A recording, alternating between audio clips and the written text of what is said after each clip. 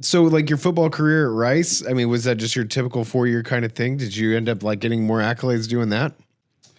I was enough to get in the NFL. Enough, yeah. I was fortunate enough to start as a true freshman, so that helped out a lot. Oh, man. By the time I was a junior, I had a lot of stats and a lot of tape. And, you know, when you're in a small conference like that, you don't really know how you stack up against like the bigger schools. You know how you stack up against your peers on your team and guys in your conference that you see all the time. So you don't really know if you kind of like are even at that level. Yeah, you got the juice. Yeah, until, you know, going into my senior year and then also like during my senior year, start having like scouts come out to your practice and then you're like, oh shit, like They're looking. And I think for me, I was just, you know, I was like, dude, if I even like get a tryout, like that would be, you know, more than I ever thought because I didn't go there to go to the NFL. When the scouts would come out, would they like let you know like they're coming to look and watch you, or was it just like, hey, there's going to be the scout from this team? That's yeah, because they like will go over to like where you're at, like your position group, and they'll just sit there and watch you, and you're like, this fucking guy's watching me. It's creepy. Now. Yeah, it is. It is. But you're like, then you kind of like get nervous and you get a little juiced up, and then you start like going even harder. And then like obviously your teammates are like, hey, bro, like fucking knock it they're off. like, they're gassing you they're up. like the Colts are here, bro. Like you know, or like whoever the scout was, you know. Yeah. So then you start to kind of like, oh shit, like this might like actually be a thing.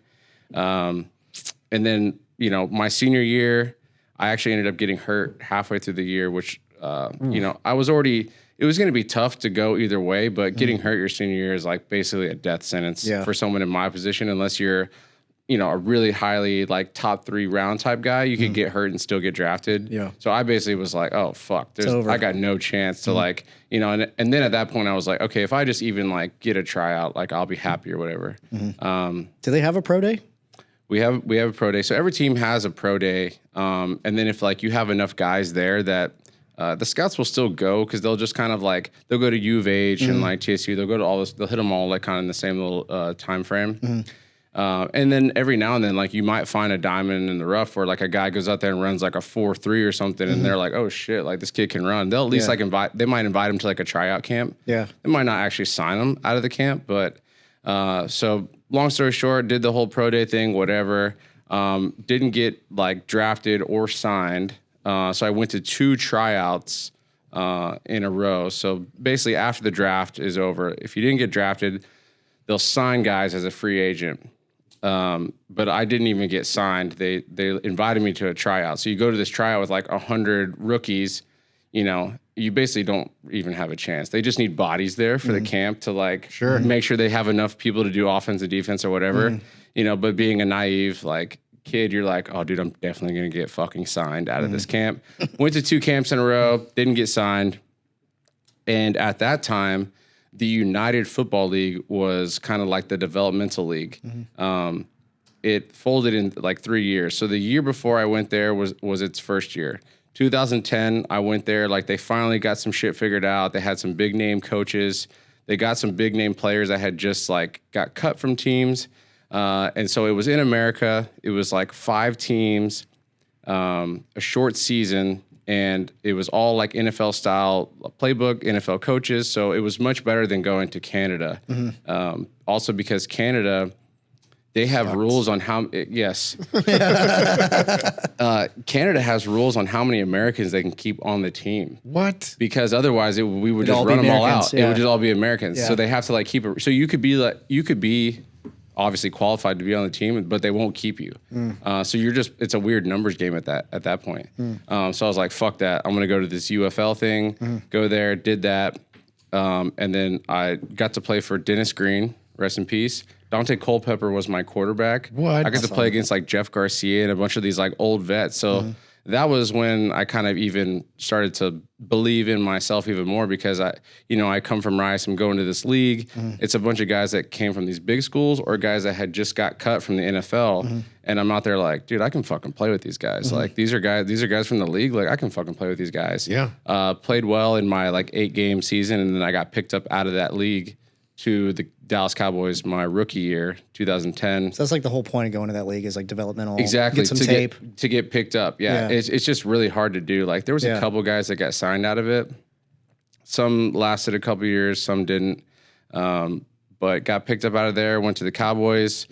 Then How did that feel going from like UFL to the Dallas Cowboys? Yeah. I mean, in the UFL, I was literally sharing a hotel room with like another grown man, like the whole like season, like legit. Like he's in the queen bed there, I'm in the queen bed here, sharing a bathroom. We would take a like yellow school bus to practice. Like we would go practice at a high school field. Like it was on the short bus. dude. It was it was. I mean, But I mean, that's got to feel pretty amazing when like I'm being called to the Dallas Cowboys. yeah. No, that was pretty. Especially coming from Rice, because you're like, I got this. Well, yeah, coming from Rice And being a San Texas Antonio, boy, like you know, being a Texas boy, it was a big deal. You know, and then went through training camp with those guys. Like the next season, got released, got claimed to the Jets. Was there for like a month, got released. Then ended up doing a bunch of workouts with teams. Didn't get signed. And then in the middle of 2011, the Vikings had 2 safeties get hurt for the whole year. They went on IR, so they needed 2 safeties like to the active roster like that week. Wow. Went up there, did the workout, got signed, and then I was there for 9 years. Went from like special teams player to a starter, and then I ended up going to Cleveland in 2020, and then Indianapolis in 2021, and I ended up getting 12 years out of it, and now I've been retired for 2 years. 12 years is a good long stint in the NFL. It's like 4 times the average. Yeah. So it was a long time. I mean, there's got to be like some sort of an emotional yo-yo going from like this team to this team to this team, and like My mom was joking with me that she was like, dude, you should just get like a fucking RV and just like live in it. Cause I would like have to like pack up the shit that I had, you know, go to the next team, live in a hotel. Like I've lived in a ton of hotels, like in my NFL career, like whether it was like going to a new team, just like staying in a hotel for like the off season and then getting like an apartment for the season. So I've racked up like a fuck ton of Marriott points in my last like 15 years, like just crashing in hotels all the time. that's got to be convenient. You can use those anytime. Yeah. Yeah. So would you say that like your favorite team that you played for was the Vikings?